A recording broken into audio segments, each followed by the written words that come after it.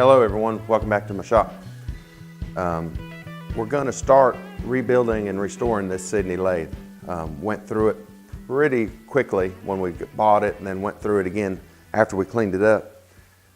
Went and rewatched some of Keith Ruckers' restoration of his LeBlond lathe and pretty much tried to emulate all the measurements that he took. Finally got the apron and the carriage all freed up and was able to run it all the way to the right hand side. Stuck a dial indicator on it, run it all the way to the other side, and we only got 4/1000ths of run out from end to end. Very little wear, not noticeable, very little wear on the ways at all. I think it's in great shape, other than a few things missing or broken on the taper attachment. I got back in touch with the owner, the gentleman that sold it to me. I'm assuming he's the owner. And see if they have that stuff. He said they thought they had the manual, which would help a lot, and a little history on it. I'd love to know the history of it.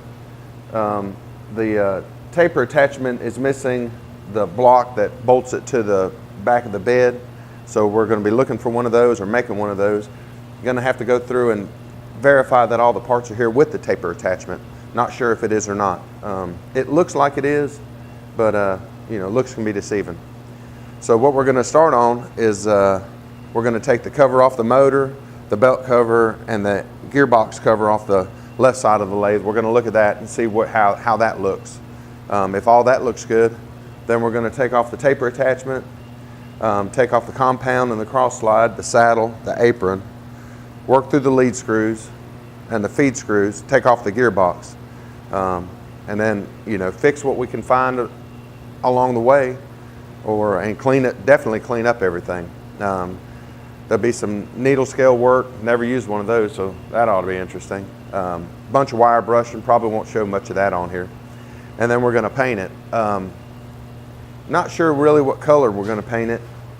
It looks like the original color if we go by from rust down to where the blue, and then a sort of a light green, and then just a regular old, what I call Rust-Oleum machinery gray, which I'm not too fond of. But this original gray here is a darker blue gray, kind of like that color. So my brother likes that color too. We might tint it just a hair more blue, just so all the other things pop out. We have a broken handle, and we got one that's pretty loose. So I'm leaning towards making new ones if I can't find them, but I'm more than likely going to make new ones. And I kind of like to either nickel plate them so they shine. I kind of like that. I think it looked kind of cool to be all shiny here.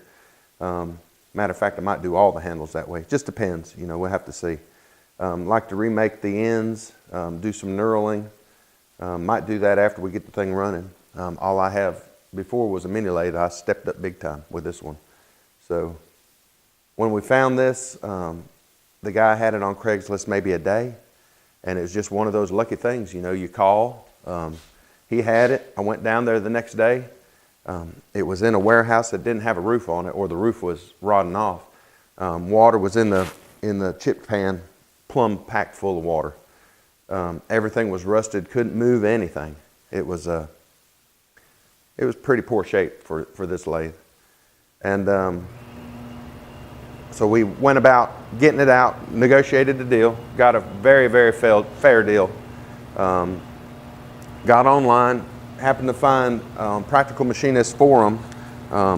This gentleman had a PDF of a Sidney Lathe, and it just so happens this is the same model, pretty close. I was able to, look at everything, and it looks pretty much like everything is here except for the broken piece on the taper attachment. It's a model 16 by 72.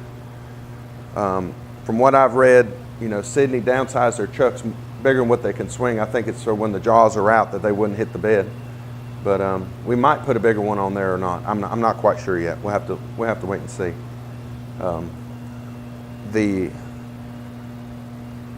Everything is freed up now. Every time I walked out to the shop, we sprayed PB Blaster or WD-40 on everything movable we can get to move. And now everything moves pretty freely, surprising. You know, we power washed it when we first got it here right off the trailer, and most of the, you know, gunk and the schmoo came off. What had a bunch of grease on it, you know, it was in a fabrication shop, and it looks like it was, you know, besides sitting out in the weather the last 2 years, it was fairly well maintained. There was heavy grease on all the linkage parts, so I think it's going to be a good one. So, you know, I did take the headstock cover off and found that it had the chevron herringbone gears. They're constant engagement. They're supposed to be very, very quiet. People talk about the quietness of the Monarch because of the slant cut gears, but other people have really praised that own Sidney's. They have praised them. You know, it has a 7.5 horsepower motor. The only thing, you know, it had a little bit of water in the headstock with the oil, so it's a little dirty in there. I'll probably take mineral spirits, clean it out really, really good, put some oil in it, and run it for a little bit, and then drain that oil, and then put some really, really good oil in it. We're going to have to replace the sight glass. It looks similar to the one that Monarch has. It's not a field glass, but it's a drip glass to let you know that the pump's running. So we'll either cut a piece of Lexan and put on that, or a buddy of mine down the road has a glass shop. We'll have him cut a piece of glass. I'm pretty sure it comes out from the front, so it shouldn't be that big a deal to put back. If I'm not mistaken, Brian Block or Keith Ruckers, or maybe it was both of them, just replaced them on their Monarch lathe, so I'll go back and watch the video. If you like watching the restorations, Keith Ruckers VintageMachinery.org YouTube page, he did a LeBlond rebuild, and that lathe turned out beautifully. And if I can get this one looking like that, I'll be super happy, super happy.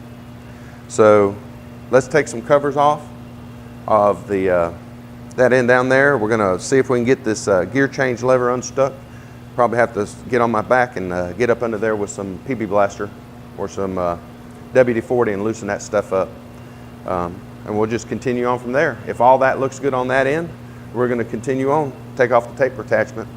Probably not put it back on right away. We'll get it cleaned up, but that's probably gonna be the last thing that I do. So let's get dirty, let's get started. All right, first things first. Let's take some of the covers off and have a look. Not too bad. A little bit of schmoo. Heavy. Jeez. I didn't play around back in the day. We'll have to clean that up and get a better look at it. But it's looking promising. It's not dirty in there. Let's see, it's counterclockwise rotation with 810 RPMs, and it uses a belt B90. So lay this cover down on the table here and get the next one.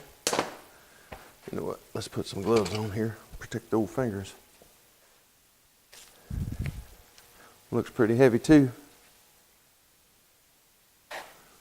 Has a sticker on it, probably where the military purchased it. It's painted over. Says this machine conforms to orders of the War Production Board. So yep, yeah, we'll definitely have to clean that up. Watch the old fingers here. Belts look good. No, not a lot of schmoo in there. No big rat's nest. Heck, gone. Everything's heavy though. Not bad. Take that off. You know what? I better put that on the table too. All right. Everything spins good. Hopefully the lathe is turning, or if it's in neutral, hopefully it's not. Must be in neutral. Find this gear here. Oh, shoot. Let's put it in gear. That's how the clutch works. My bad. Pull up on the handle, it locks in. Let down, it takes it out. So let's lock it in gear, then try to turn it. There we have movement. We have a clanking in the gearbox, but it's probably not in gear. But all that looks okay. Belts are in pretty dang good shape. That fan you hear kicking on is my heater. I have a wood furnace in here, and once the box gets to a certain temperature, it kicks on. So it keeps it at a pleasant, it's probably 65 in here right now. So let's see what we got to do to take this gearbox off. The gearbox cover off. Looks like Allen has. So happen to have my set right here. Hopefully they'll bust free. You know what? Let me get a pick in there and pick apart some of that stuff first before we do all that. All I need to do now is strip a couple bolt heads. So we're gonna do a little scratch and gouge on these things and get any schmoo that's up in there out. And then I'll get an air nozzle and blow it out. Anytime you're doing stuff like this, you know, it helps to have on safety glasses. I don't know how many times they've saved me. You know, you may get dust and stuff in your eye every once in a while, but from going in around the glasses, but it definitely doesn't hurt to have them on. Is that a separate piece? I don't know. Let's go up here too. We'll find out. Might all be together. When you're doing this too, you know, take some pictures. A great channel to watch is Keith Ruckers VintageMachinery.org. I went back and watched him. I believe he was taking apart a LeBlond lathe, I believe it was. About the same vintage, I would think. Looked like it had the same kind of gear case and stuff on it. Let me go turn on my air and we'll blow that out. My air compressor's in another part of the shop in another room, so you may still hear it a little bit, but. All right, put your hand over it and blow out the holes. Try not to look into it.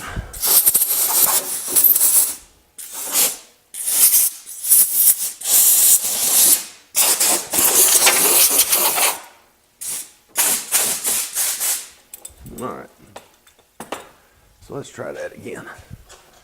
We might have to break out the old PB blaster and see what happens here. I still don't like, oh, there we go.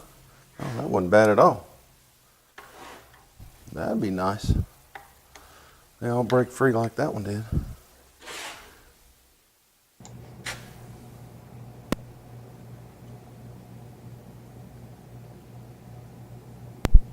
And those pops you just heard are the ominous signs that your microphone quit working.